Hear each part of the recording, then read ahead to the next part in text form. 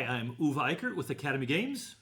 And I'm not Uwe Eickert, but I'm still with Academy Games. Yes, he's the mini-me. I mean, a lot of people get that mistaken. I mean, it's a great compliment to you. You know, all my life, he was this little kid, and now he's taller than me, which is kind of frustrating because now I can't just tell him to go sit in the corner anymore. Uwe 3.0. Completely skipped 2.0. 2.0, well, yeah. You know, but often the third generation isn't as good as the first generation. You know what? If they go to third generation, it means that second was good. It's a successful series. I hope there's not a second generation pops up somewhere that we didn't know about. Anyway, we're here to talk about the Tudor and Henry VIII, the game, which was Kickstarter, still available on Kickstarter. Henry VIII, almost as good as Henry III. Gosh darn it, you're getting to me now. Okay. You know, Henry 8.0. You know, I should have read the script a little better so I knew which way we were going. Anyway, as you can see, we've got the rings in, which are incredible. In Tudor, of course, these rings are going to be put on the fake hands that every player has. And these are actually the molded pieces. You think? I don't know. Yeah. They are. Okay, these are actually the molded pieces, so things are coming along well. You can either put them on your real fingers while you're playing or on the hand figures. I like on the real fingers. Now, what we're also going to be doing is these are in a PVC. So for bigger people, you can actually spread them apart and make them fit for even the really fat fingers. These are made for the dainty, beautiful fingers. Well, you only can make... These can get bigger. They can't get smaller. You know, you're just profound today. I'm impressed. But the detail on these is wonderful. They're going to have the sticker on the front for the faction stickers, and there's 7 factions in the game. And when you're choosing these rings, you're allying yourself with those factions, and then where you place them on your hand, you get enhancements in the game, which then, of course, are projecting your powers and intents to the other players. So we got more than the rings, though, didn't we? Yes. And you can see all the packing. We just unpacked these. Yes. So this is the first time we've seen these. This is very cool. We have Henry VIII. Oh, my goodness. Very regal in his chair. And the detail on these figures are so incredible. I mean, there are a lot of good miniatures out there, but we've really gone out, since these are actual medieval miniatures, the details in the fur. And look at the carving on this wood. The chair is exquisite. Yeah, I want a chair like this. And you can tell it's cherry wood. I mean, just from the grain structure. Incredible. Can we expense that for my office? Oh, you know what? Of course it's expense. It's miniatures. Don't we all expense our games? No. I want a custom-made Henry VIII chair. Well, you're going to have to put on some pounds, though. I think we need it. We need to have this at conventions. We need to have a Henry VIII reenactor, and people can come sit on his lap and ask him for Academy Games. Yeah, but the only thing Henry gives is either he'll behead him, or that's true. Yeah, you know, that's not good. A third of the people who sit down, I got to get he'll behead him or sleep with him. One of the two. I don't know if. I think we're going beyond the rated PG. CC's going over there going. He's shaking his head. So here we have Courtier William in fur robes and the period garb, which is so cool because these are all very historical research for the Henry VIII era. All the wardrobes came out of Uwe's closet. Yeah, well, you know, I am a little bit old-fashioned when it comes to that.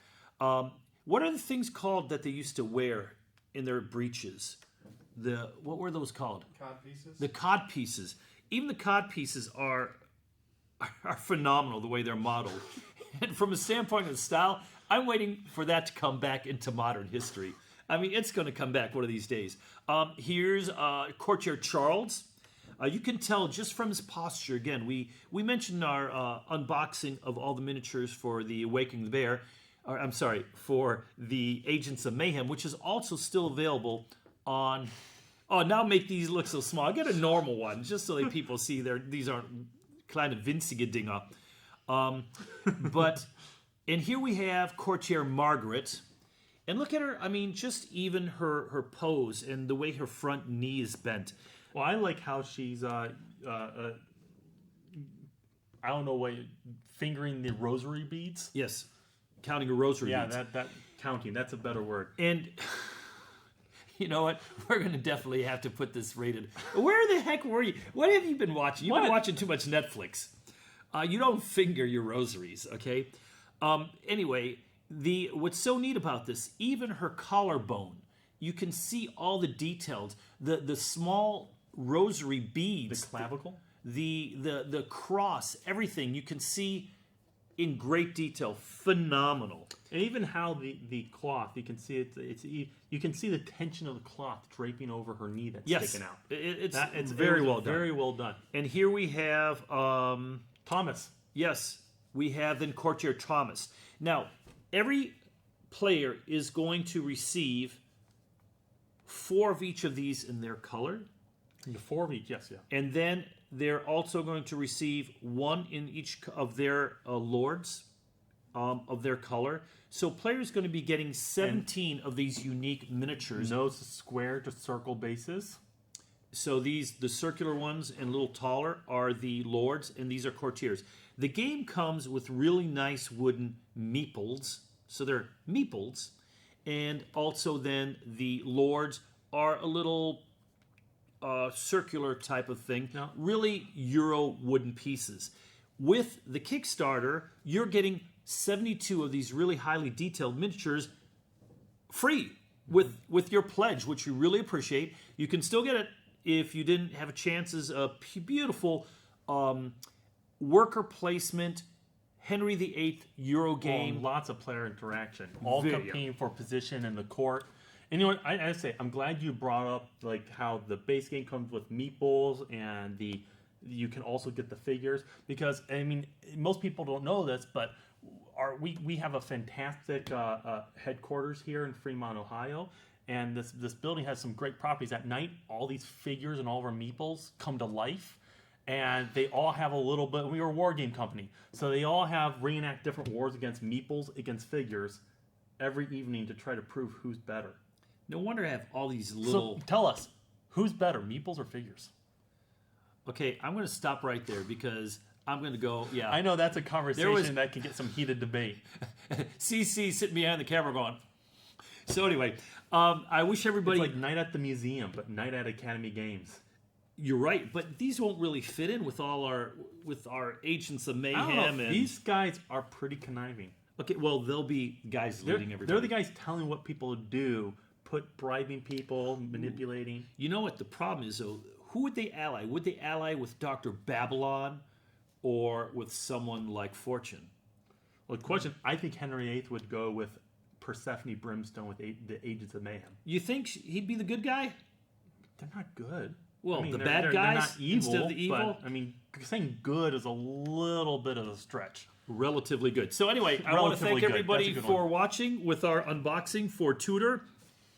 We still plan end of September to be shipping on time.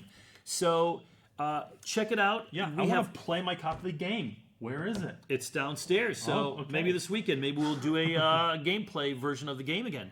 So I want to thank everybody and wish everybody a very good weekend.